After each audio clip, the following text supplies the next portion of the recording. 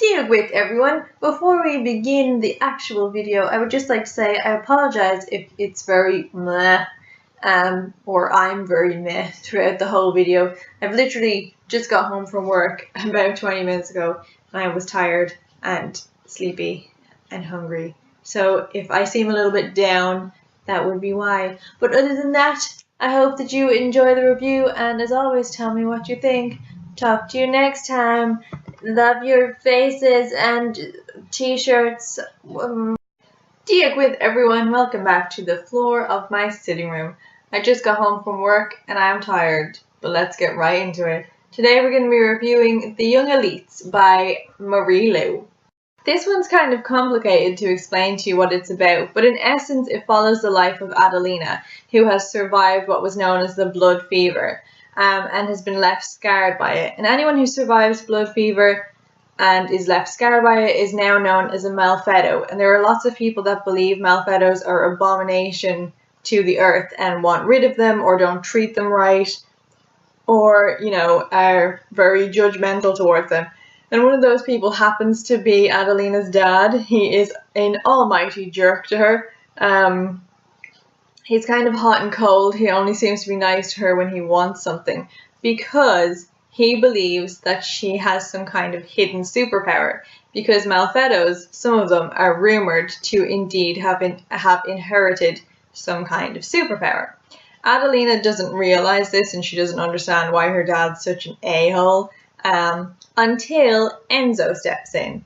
Enzo is a fellow Malfedo who indeed does have superpowers. He is part of what is known as the Dagger Society, which is a gathering of young elites, and the elites are the Malfedos that have superpowers. And he is leading this little army to find other elite Malfedos and to save them before our third character, Terran, can get to them. Terran, I believe that's how you would pronounce his name, is the leader of the Inquisition, which is the police force, I guess, of the kingdom.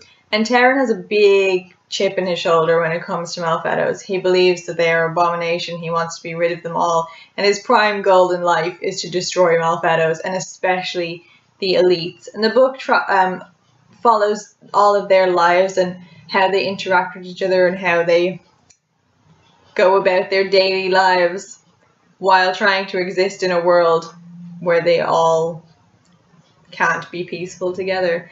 Other than that, it's very... It would spoil a lot of things to tell you more than that. So let's just get right to the review. If you don't know, Marie Lu is actually the author of the Legend series. I read 2 of those books. I didn't read the third one just because I wasn't as drawn into the second book in that series. That made me want to keep going. I did read the synopsis of it though, so I know what happens, but I wasn't really interested in reading it.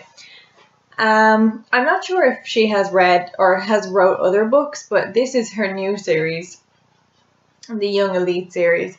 And I have to say, I wasn't overly gone on it. When it started off, when I read the preview, I thought this is going to be cool. And the preview was like 2 chapters long or something. But really, as soon as I had bought it, I kind of regretted buying it. It took me ages to read it. I just kept putting it off and not really wanting to take part in the story. I actually only ended up finishing it because I was in work and it was a really slow day and there was nothing happening. So I was sitting at my desk reading, and that's how I passed the hours. It did speed up near the end, but then kind of it still wasn't enough to grip me. And there was moments where I was like, ooh, exciting, but the overall tone of the story was kind of flat. I think it's because Marie Lu has a very specific individual way of writing, and it's not really a writing style that captures me very well.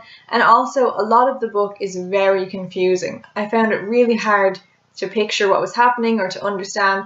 Like, Adelina's superpower or gift or whatever you want to call it, it's so confusing. Like, I know what Enzo can do. I know what the other young elites can do. But Adelina's one was just like, what What exactly do you do? It kind of seemed to chop and change throughout the whole book, and it was really confusing. Adelina as a character kind of grated on my nerves a lot, and you guys would know by now if I don't gel well with the main character, I'm not really into it. She's super dark, and I like that she was super dark because it's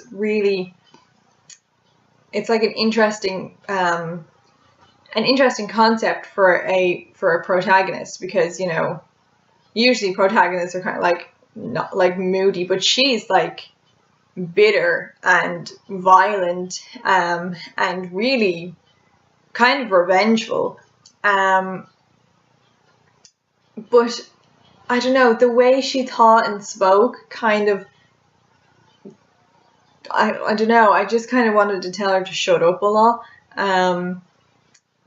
She just really bothered me. Enzo was alright, I didn't mind him. It's funny because I was more attracted to Taran, I think, than any of the others, because he's just so inherently evil, but then evil in quite a twisted manner. Not in, like, Adelina has her moments of being a psycho, but Taran is kind of just like, I'm more interested to know why Taran is the way he is than why Adelina would be. Will I continue on with the series? Probably not. Even the ending, when there was another character introduced, I was just kind of like, oh, I don't really care. Which was sad, because I did like Legend for the most part. And the young lady had a lot of promise, but I just wasn't really into it. So, would I recommend it to you? Probably not. I think Marie Lu has done better work, and there are other better fantasies out there that you could put your time on. I've been told it's kind of like The Darkest Minds. I have never read that, so that will be the next thing that maybe I'll look into.